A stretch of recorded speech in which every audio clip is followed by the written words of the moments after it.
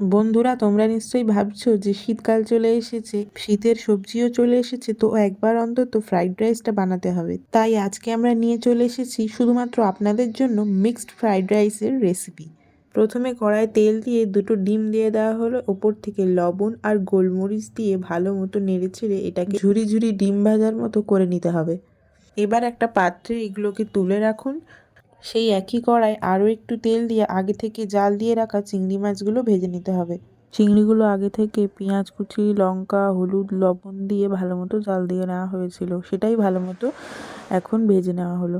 এবার একটা আলাদা কড়ায় পরিমাণ মতো তেল দিয়ে ওপর থেকে সামান্য একটু ঘি দিয়ে শীতের সবজিগুলোকে ভেজে নিতে হবে। মা এখানে গাজর, ক্যাপসিকাম আর বিনস নিয়েছিল। প্রথমে গাজর আর বিনসগুলোকে ভালো মতো ভেজে নেওয়া হয়েছিল, উপর থেকে একটু লবণ ছড়িয়ে, কারণ ক্যাপসিকামগুলোকে বেশি ভাজতে হবে না, তাই জন্য কিছুক্ষণ ভাজার পরে ক্যাপসিকামগুলো উপর থেকে দিয়ে দেওয়া হলো। দিয়ে একটু নেড়ে চেড়ে হালকা আঁচে অনেকক্ষণ ধরে ভাজতে হবে। যদি পরিমাণ মতো লবণ লাগে, লবণ আবার দিতে পারেন। মিক্সড ফ্রাইড রাইসে কিন্তু চিকেন থাকে, আমরা এখানে চিকেন ইউজ করব না, কারণ আমাদের চিকেন ছিল না বাড়িতে। প্রায় 10-15 মিনিট বা তারও বেশিক্ষণ ধরে এটাকে ভাজতে হবে। তারপর ভাজা হয়ে গেলে এটা নামিয়ে নিন। আমরা এবার একটা বড় হাঁড়ি ইউজ করেছি, আপনারা চাইলে বড় একটা জায়গা, যে কোনো কড়া হোক বা হাঁড়ি হোক ইউজ করবেন।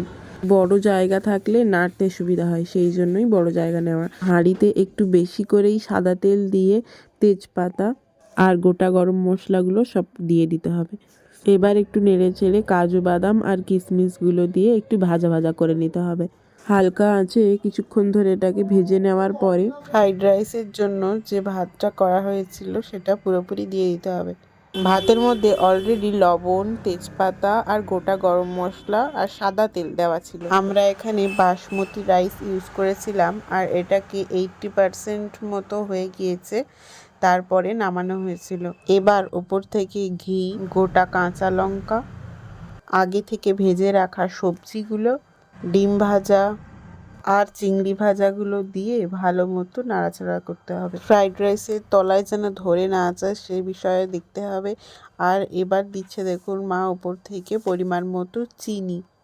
ভাত সেদ্ধ করার সময় অলরেডি লবণ দেওয়া ছিল, সেই জন্য আর লবণ দেওয়া হয়নি। এবার সমস্ত কিছু একসাথে ভালোভাবে নাড়াচাড়া করার পরে আমাদের ফ্রাইড রাইস একদম রেডি হয়ে যাবে। আমাদের এই রেসিপিটি আপনাদের কেমন লাগলো অবশ্যই জানাবেন।